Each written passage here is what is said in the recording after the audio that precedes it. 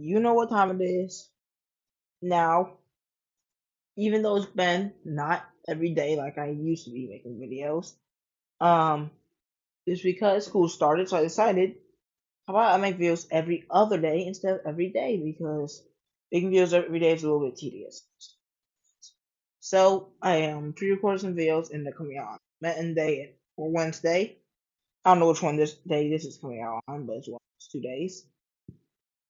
But yeah, this is NFC award predictions, just like the AFC. There's really no reason to continue stars. So my NFC award predictions, just like last time we start Coach of the Year. My prediction, the coach of the best record, is my prediction, which is Nick Sirianni. I don't exactly know how Coach of the Year awards really work. As I should do other ones, so I'm just going with the coach.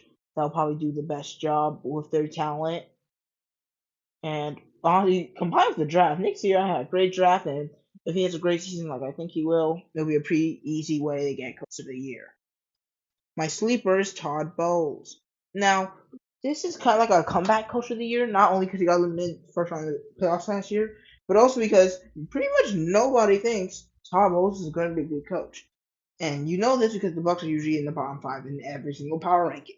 But since I have the Bucks actually making it to playoffs again at 10-7, I think if they do even better than that, maybe even win a couple rounds of the playoffs, he could be I don't know how playoffs going to coach of the year, but still, I think he could actually have a good chance to be a sleeper pick for coach of the year.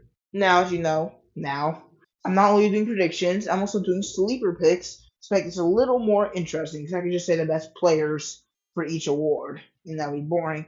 But yeah, Todd Bowles, I don't know if him on the Jets. He could be a very good sleeper pick. I think this is actually a pretty fun one.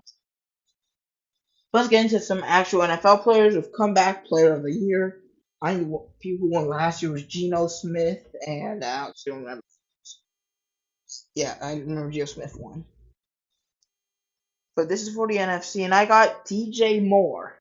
Now you might be like, "Hey, DJ Moore didn't suck last year," but I don't think it's specifically about sucking because I don't know. I just don't feel like it is, especially because he just really sucked. He even played in the season before. But remember, if you think about DJ Moore from 2022, what do you probably think about? The play where he took off his helmet and embarrassed himself and the rest of his team?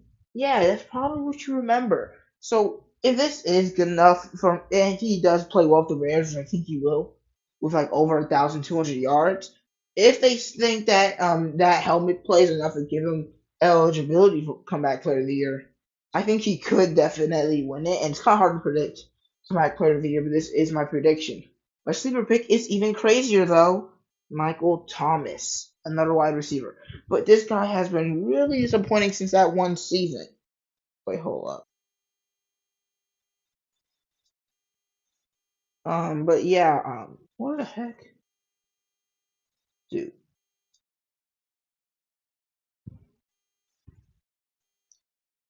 Oh crap. Whatever. Anyway, Michael Thomas. Uh, dang. He has had a very sad stretch. He's been injured, suspended, stuff like that. Not very good. And now Chris Olave is pretty much the Saints' biggest hope. But I think, even though I don't think the Saints will be very good, I do think Michael Thomas has a great chance to get back into rhythm this season. Even though I'm not sure if it'll happen, which is why there's a sleeper pick. I think Michael Thomas could be a more underrated player in the league this year.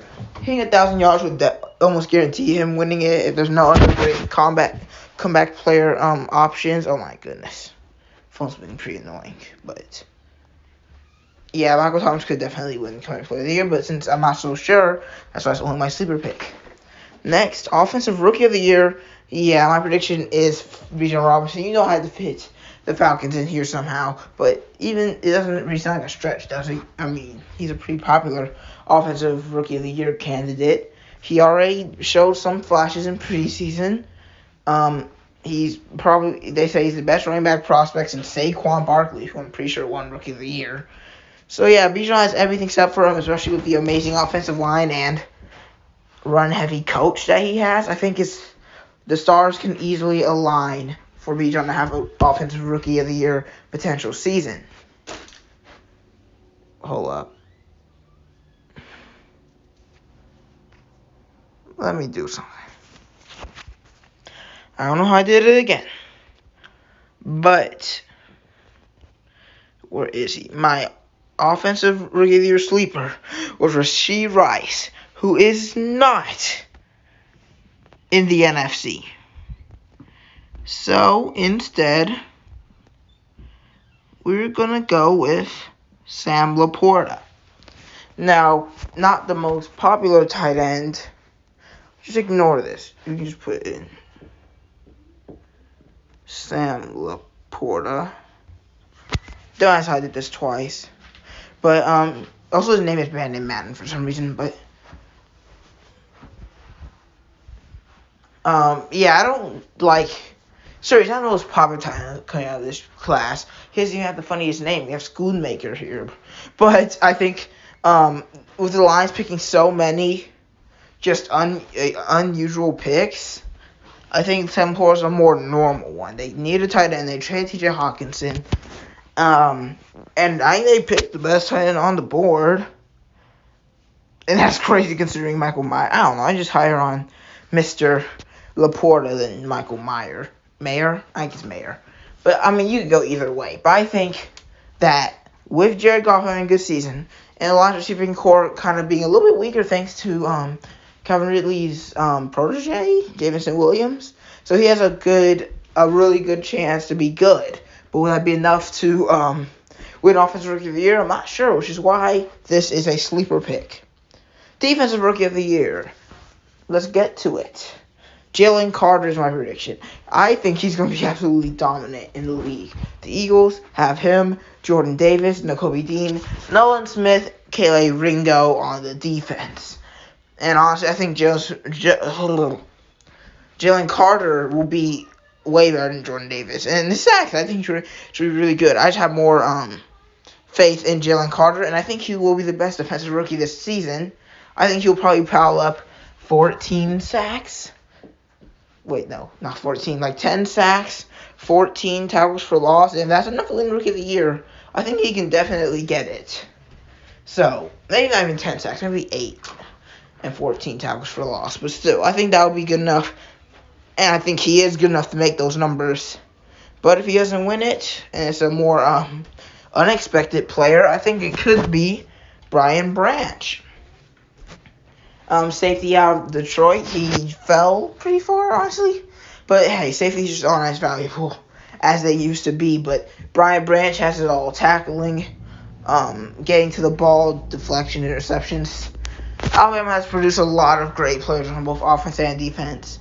And if he is one of those players, then he could pretty easily win Rookie of the Year. And that's the second sleeper I have for the Lions here. But I mean, they definitely deserve it. I like their draft picks. He was drafted by the Lions, right? Yeah.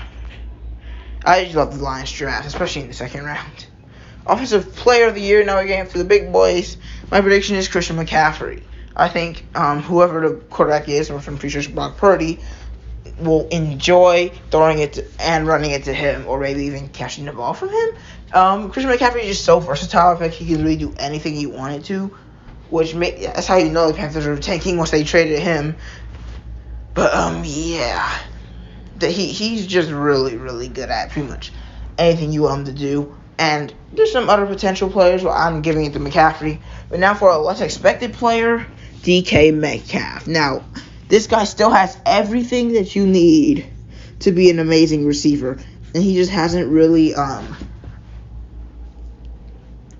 been a top 5 receiver yet in the league. I think this could be his time to do it.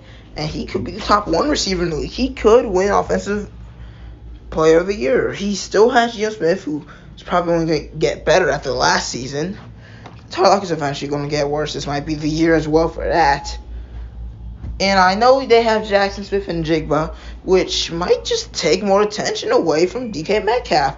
I think that he has a great chance to really show out this season. He's only getting smarter as the years go by. I think soon we will see, even if he doesn't win Offensive Player of the Year like this sleeper says, we will see him be a top 8, 7 receiver. And I just really like how DK Metcalf is. like a Calvin Johnson, Julio Jones type player, and that an infamous tackle. But yeah, really enjoy that. And I love this sleeper pick. Defensive Player of the Year. Prediction, Nick Bosa. I mean, it's kind of hard not to predict him. He's just so good at what he does. Sacking. It's just crazy how good he is at it. And even though I'm pretty sure he was injured a lot last season, this could also give him, I guess, an argument for comeback player of the year, but I doubt it. I think they're just going to give him defensive player of the year. But if he doesn't win it, well, a sophomore who had an amazing first season and could just get better. So much better. In fact, they win defensive player of the year. This is absolutely crazy, but I'm going with Aiden Hutchinson. He kind of embarrassed Trayvon Walker in the Jacks last year with how well he played. He got like 2-3 interceptions. I think it was 2. He was a monster on the edge as well. I mean, if he just takes that Nick Bosa-like step, he could easily win the award, and I think that would be a very fun. I think it could be a very fun pick. That's what I want to say. But now what you're always waiting for, MVP. But sadly, this is not as interesting as it was last time because I already did my prediction for MVP, and MVP is not in both conferences. There's only one. And my prediction last time was Patrick Mahomes, so I can only have a sleeper from the NFC, and I'm going with Justin Fields. I mean, he got another weapon in DJ Moore. He still got Cole Kmet, Darnell Mooney, and those two players become a lead receiver just like DJ Moore already is, along with Justin Fields getting smarter, getting more used to the playbooks, being an amazing runner. This might be my craziest pick, but I think Fields has a shot, a Lamar Jackson-like shot, of winning the MVP award. And that's how we're going to end this video. Hopefully y'all enjoyed.